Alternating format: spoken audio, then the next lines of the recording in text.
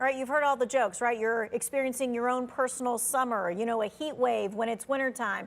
And of course, what we're talking about is menopause. That's one of the many symptoms of menopause. Dr. Paula Duncan, a certified menopause specialist with Cone Health Center for Women's Healthcare at the MedCenter in Kernersville, is here to talk all about it. So let's just kind of start with, the thing, because some people say, oh, I'm too young for that, or whatever it is. And you go, okay, well, let's talk about how does someone know if they're in menopause or perimenopause? So I would say to know first is to know when to kind of expect that or how we define it. And we define it as 1 year of no period. That's tough because symptoms start well before that.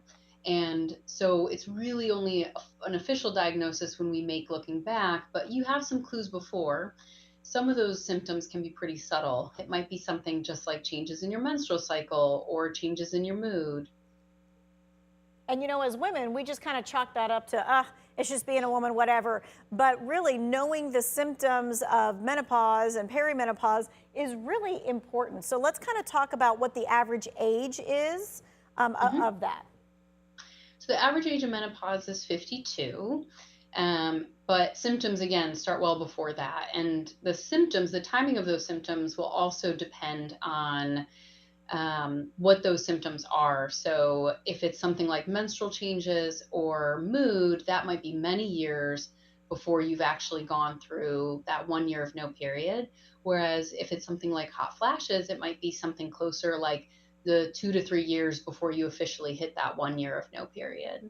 Yeah, and we're also talking joint pain, we're talking sleep Mm. problems, we're talking brain fog, we're talking heart palpitations, or even something called frozen shoulder. Yeah. Yep. Yeah, and you named, I would say, probably some of the most common. There are certainly more. Um, and I had a patient recently bring in a sheet of paper where it had like the 30 most common symptoms of menopause, and she just checked off the vast majority of those. And I think that it's helpful, um, both for the patient and the physician having that information. And other ones that maybe people are a little bit intimidated to talk about too, but that are important will be drop in libido or change in your desire, vaginal dryness, pain with intercourse. Those are all really important and also super common. And so I think helping knowing that helps women to know that it's not shameful to talk about that, and it's not uncomfortable for us as gynecologists. Right. And I think as women, I think we kind of chalk it up to, I just need to get myself together, right? Like I'm not thinking clearly, or, I'm getting older, my joints are hurt and I need to walk more or whatever. And it really is, it's that loss of estrogen that's playing in with all of that. I think women don't realize, oh, it's like, it's a thing. Yes, and estrogen, there are receptors for estrogen on just about every tissue or organ in our body. And so it's crucial. Our body has seen it our entire lives. And it's not just that it's a slow drift to that estrogen. It's most women, it's pretty precipitous when you go through menopause. You go from having it to not. And that's really hard on our bodies. That's right. And so we really need to pay attention, and we don't need to just live with it. We need to go to the doctor, talk about it, and figure out how do we deal with that. Let's talk a little bit about like changes in our diet or exercise with symptom relief. Yeah, so I would say changes in diet and exercise, the short answer is yes, they always help. And they're super important. And it's not necessarily a direct relationship. So, exercise helps a lot of the symptoms that we have. So, it will affect how well we sleep. It affects our mood. It helps our bones, which is something that often is overlooked when we talk about menopause. So, our bone health is super important. And it also helps our heart. It helps our metabolism. And I see a lot of women when they're going through this phase of their lives that they start noticing weight gain, not just the number on the scale, but even where the weight is distributed. And exercise is important in that regard.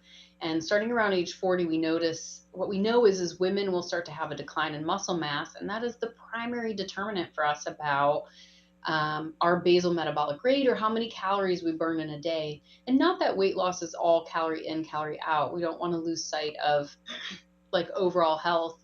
But in terms of like what muscle does, both for our bone health, our heart health, it's an important organ system that starts to decline. And if we're not focusing exercise on strength training, that's important. And then also, if we're not sleeping well, that's going to affect our weight gain and our mood, which again, symptoms of menopause, so those can be exacerbated. And then if we start to gain weight, that affects our mood as well, and it affects our sex drive. So all of these things are related and can be improved with like a healthy diet with clean, unprocessed food if possible, rich in fruits and vegetables, lean meats, complex carbs, all of the things that like we know, but are sometimes easier said than done too. Sure. And that is part of the puzzle. It's not the only thing that will give you relief from those symptoms and things of that Oh, nature. So we're going to talk about that a little bit more because I think a lot of people, especially in that menopause range, all they're seeing on Instagram is eat more protein and exercise more. And that's not fully the whole full picture. yes, 100%. There is, unfortunately for menopause, no magic bullet for any one of these things. And when I see a patient in the office, I'll say, what are your symptoms? And we make a little graph and I say, what will hormone therapy help and what will it not help? And what will diet and exercise help? What will it not help? And just going through those things and seeing what's most important to the woman.